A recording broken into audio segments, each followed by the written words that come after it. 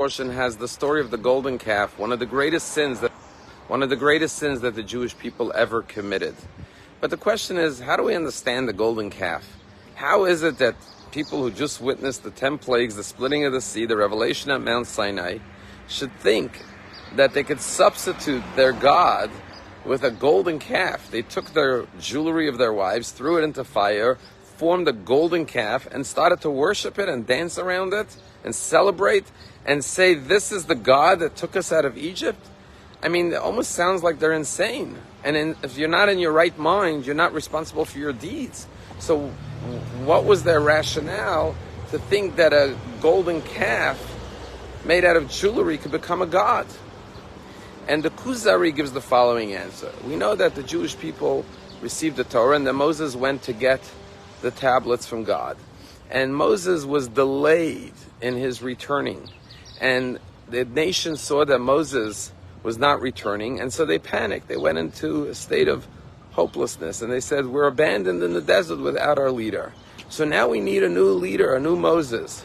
So they said, just like God chose to rest his divine presence on Moses, God will now rest his divine presence on this golden calf. So they didn't think the calf in itself was going to be a god. They thought that God will use the calf as a medium, as a channel to communicate with them. Where did they get this idea from? So in last week's Torah portion, in the previous Torah portion, we read about the commandment to build a tabernacle, the Mishkan.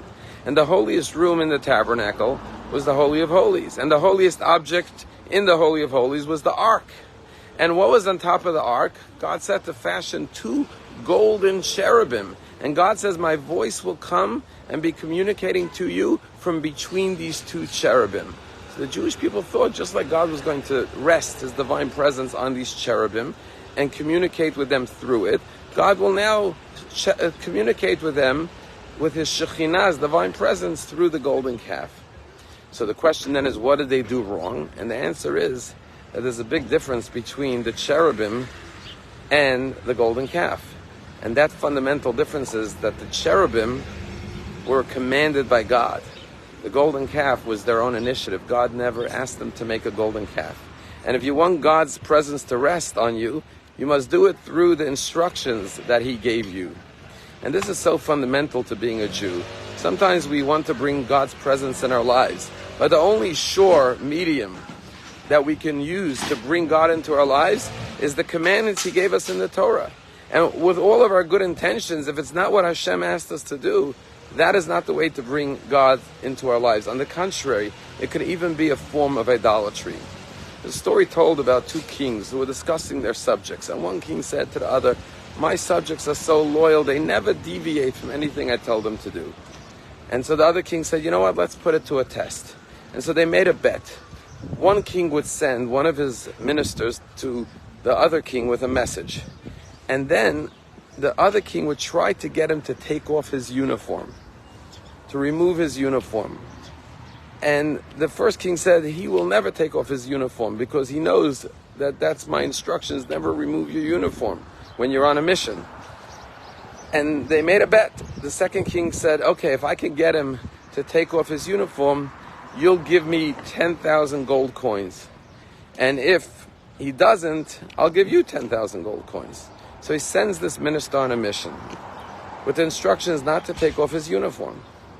Well, when he gets there, the other king says to him, thank you for the message, but what's wrong with your back? He says, what's wrong with my back? Nothing. He says, I notice you're a hunchback. He says, I'm not a hunchback. He says, yes, you are. So finally, the second king says, I'll tell you what, take off your jacket and I'll look at your back and I'll prove to you that you're a hunchback. I think you're hiding something. And if I'm wrong, I'll give 5,000 gold coins to your king's coffers. So the minister said to himself, well, I know I'm never supposed to take off my uniform, but I know I'm not a hunchback. I'll make the 5,000 gold coins and my king will be very pleased. So he takes off his jacket, proves he's not a hunchback. The king gives him the 5,000 gold coins. When he comes back, he tells the king what he did. The king said, I told you never take it off.